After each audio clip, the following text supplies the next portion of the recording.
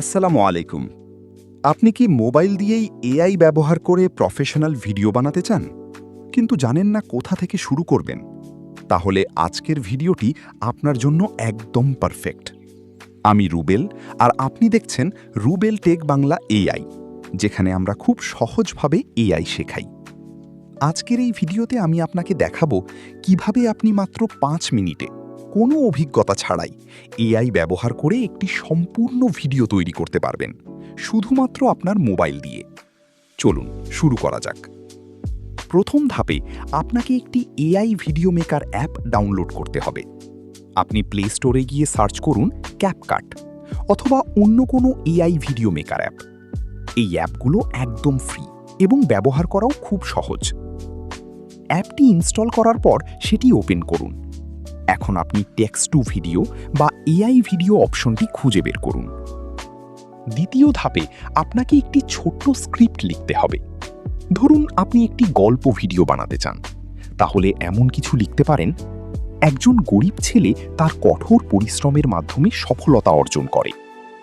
আপনি চাইলে ইসলামিক গল্প, মোটিভেশনাল গল্প অথবা যে কোনো ইনফরমেশনাল টপিক নিয়েও স্ক্রিপ্ট লিখতে পারেন।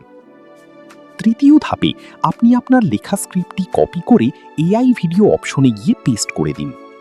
এখন দেখবেন এআই নিজেই আপনার স্ক্রিপ্ট অনুযায়ী ছবি, ভিডিও ক্লিপ এবং ভয়েস তৈরি করে দিচ্ছে। এটাই হচ্ছে এআই এর ম্যাজিক। চতুর্থ ধাপে আপনি চাইলে ভিডিওটি এডিট করতে পারেন, যেমন ব্যাকগ্রাউন্ড মিউজিক যোগ করা, সাবটাইটেল দেওয়া অথবা কিছু সুন্দর ট্রানজিশন ব্যবহার করা। এতে করে আপনার ভিডিওটি আরও প্রফেশনাল দেখাবে এবং দর্শকদের কাছে আকর্ষণীয় লাগবে। সবশেষে ভিডিওটি এক্সপোর্ট করে নিন এবং সেটি ইউটিউব বা ফেসবুকে আপলোড করুন।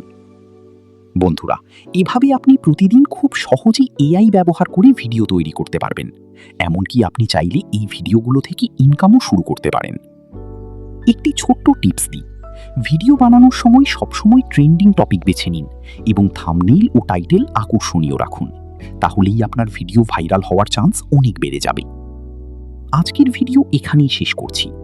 ভিডিওটি যদি আপনার ভালো লাগে তাহলে অবশ্যই লাইক দিন, কমেন্ট করে জানাবেন আপনার মতামত এবং এমন আরও এআই টিউটোরিয়াল পেতে আমাদের channel Rubel tech Bangla AI subscribe করতে ভুলবেন না। সবাই ভালো থাকবেন, সুস্থ থাকবেন।